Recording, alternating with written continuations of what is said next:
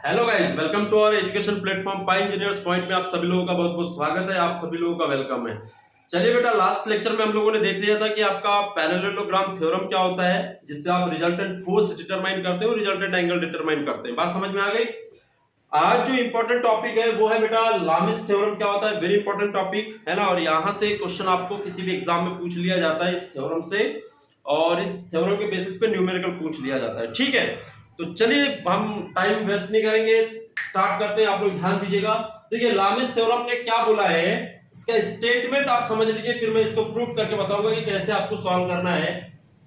जब आपके बॉडी के ऊपर तीन फोर्स लगे हो, तीन फोर्स होना चाहिए, आउटगोइंग होना चाहिए या तो इनकमिंग होना चाहिए, यानी कि उनकी डायरेक्शन अंदर की ओर आएगी या तो फिर बाहर की ओर जाएगी। बात समझ में आ रही है। जैसे कि आप देख सकते हैं ये आउटगोइंग है, या तो इस तरह से हो या तो फिर इस तरह से हो, है ना, या तो इनकमिंग हो या तो फिर आउटगोइंग हो, और एक ही पॉइंट से होकर गुजरेंगे। उनकी लाइन ऑफ एक्शन जो है वो एक ही पॉइंट से होकर गुजरना चाहिए और वो एक ही प्लेन पे भी होना चाहिए। This is the basic condition of लामिस theorem कि एक ही प्लेन के ऊपर होना चाहिए। ठीक है, दूसरी बात क्या कि एक ही पॉइंट से होकर उनकी लाइन ऑफ एक्शन गुजरना चाहिए। तीसरी बात क्या कि उनकी आउटगोइंग या तो आउटगोइंग हो या तो फिर इनकमिंग हो। बात समझ में आ गई, मतलब कि सभी की डायरेक्शन सेम होनी चाहिए, या तो आउटगोइंग या आउट इनकमिंग। ठीक, तो ये तीन पॉइंट्स है बेसिक। तो यहां पे बोला गया है कि व्हेन थ्री आउटगोइंग और incoming coplanar concurrent forces, concurrent मतलब सेम पॉइंट से जिनकी लाइन ऑफ एक्शन गुजरती है ना, जैसे कि ये आपका प्लेन है, ठीक है, एक फोर्स यहां लगा है, इस तरह से जा रहा है, एक फोर्स इस तरह से जा रहा है, एक फोर्स इस तरह से जा रहा है। तो देखिए तीनों की लाइन ऑफ एक्शन यहाँ पे क्रॉस कर रही है एक दूसरे को, तो ये होते हैं कॉन्करेंट फोर्सेस। बात समझ में आ गई। इस तरह से तो किसी भी प्लेन के ऊपर आपका फोर्स लगाओ उससे कोई फर्क नहीं पड़ता है, लेकिन लाइन ऑफ एक्शन क्या होना चाहिए, मीट करना चाहिए। लेकिन इसने वर्ड ऐड कर दिया है कि कोप्लानर भी होना चाहिए, मतलब एक ही प्लेन पे होना चाहिए। तो एक ही प्लेन का मतलब आपका एक ही सतह होनी चाहिए, एक ही प्लेन होनी चाहिए। सिर्फ जैसे कि एक कॉपी है तो इसका एक ही प्लेन होगा, या तो इस प्लेन पे तीनों फोर्स लगेंगे इस तरह से कैसे भी लगे, लेकिन एक पॉइंट पे लगेंगे। आउटगोइंग होना चाहिए तो इनकमिंग होना चाहिए। ठीक है, लेकिन प्लेन कैसा होगा, एक ही प्लेन होगा।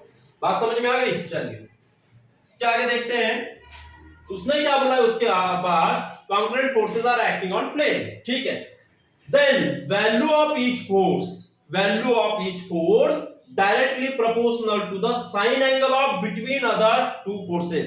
मतलब कि उसमें से जो भी फोर्स होगा, है ना, एक फोर्स ले लूं मैं P, तो इस P फोर्स की जो वैल्यू होगी वो जो दूसरे दो फोर्स है उनके बीच में जो एंगल बनेगा उसके साइन के प्रोपोर्शनल होगा, साइन एंगल के प्रोपोर्शनल होगा। इसीलिए P प्रोपोर्शनल टू साइन लिखा। देखिए P के सामने वाला इन दो P फोर्स ले लिया, तो इन ये दो फोर्स बचेंगे, इन दोनों के बीच का एंगल कितना है, अल्फा, तो P proportional to sine alpha. अब Q फोर्स ले लेता हूं मैं, तो Q फोर्स ले लिया तो दो फोर्स क्या हो गए बेटा, P और R, इनके बीच का एंगल कितना होगा, बीटा। तो ये हो गया sine beta, Q proportional to sine beta. R ये है ना, R को ले लिया, R फोर्स ले लिया, तो इसके सामने कौन कौन सा फोर्स बचा बेटा, P और Q। P और Q बचा, तो इनके सामने जो एंगल है, इनके बीच का जो एंगल है वो कितना है, गामा। तो गामा है तो R प्रोपोर्शनल टू हो जाएगा साइन गामा। तो this is the statement of लामिस theorem. यही आपका स्टेटमेंट है लामिस थ्योरम का। आई होप कि आप लोगों को समझ में आ गया होगा स्टेटमेंट।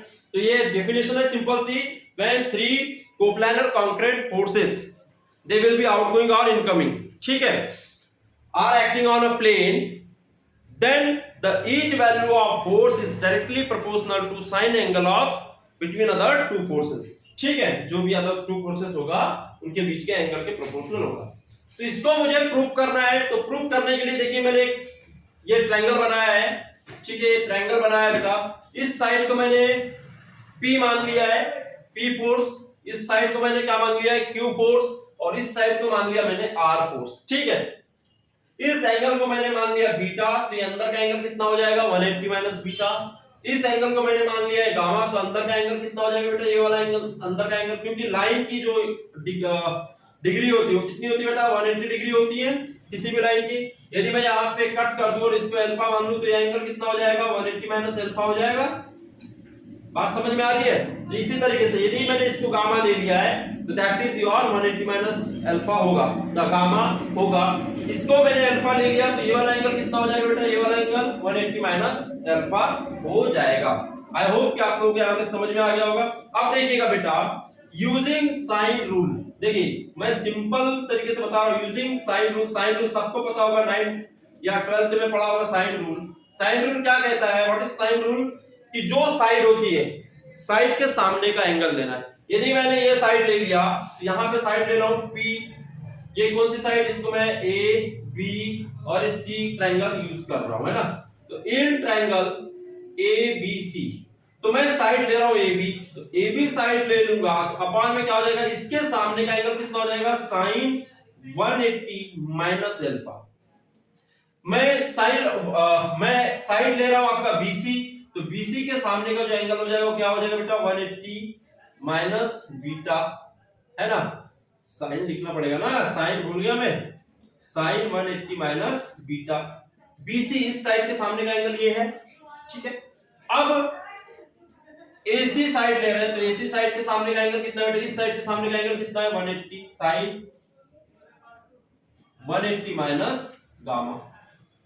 है कोई दिक्कत इसमें? ये साइन रूल था, 9th 10th में पढ़ा हुआ है कि आपका जो साइड लेते हैं उसके सामने का एंगल लेते हैं, और इन सबका जो रेशियो होगा वो कैसा होगा, सेम होगा।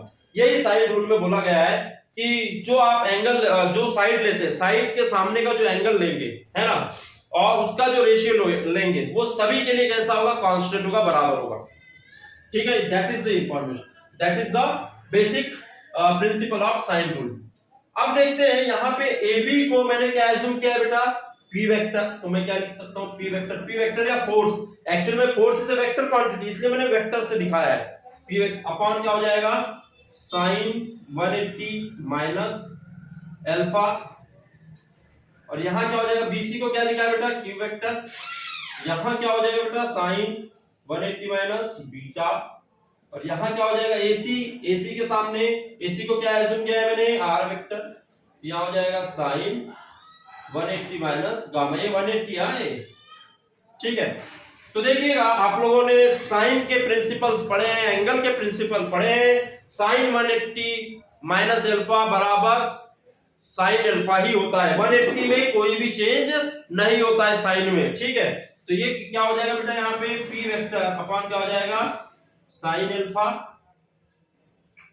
Sign alpha is equal to क्या हो जाएगा, Q वेक्टर अपॉन क्या हो जाएगा यहाँ पे, sine beta is equal to यहाँ क्या हो जाएगा, R vector upon sine gamma. और यही मेरा है लामिस थ्योरम का प्रिंसिपल। बहुत ही शॉर्टकट तरीके से मैंने बता दिया है, बस इतना ही याद रखना है कि क्या होता है लामिस थ्योरम। तो ये प्रूफ हो गया है मेरा, सिंपल सा प्रूफ करने का तरीका था, इसका कोई झंझट नहीं इसमें। अब आपको एज्यूम करते आना चाहिए, जब भी प्रूफ करते तो एज्यूम करते आना चाहिए। तो आप क्या एज्यूम करोगे, assume triangle ABC in which side AB is equal to considered P vector, side BC is equal to considered Q vector, side AC is equal to considered R vector। ये दो line ऐसे assumption में assume या let's assume करते आपको आना चाहिए, understand. बाकी फिर इस तरह से आप लोग डिराइव कर लीजिएगा, आपका ये प्रूफ हो गया।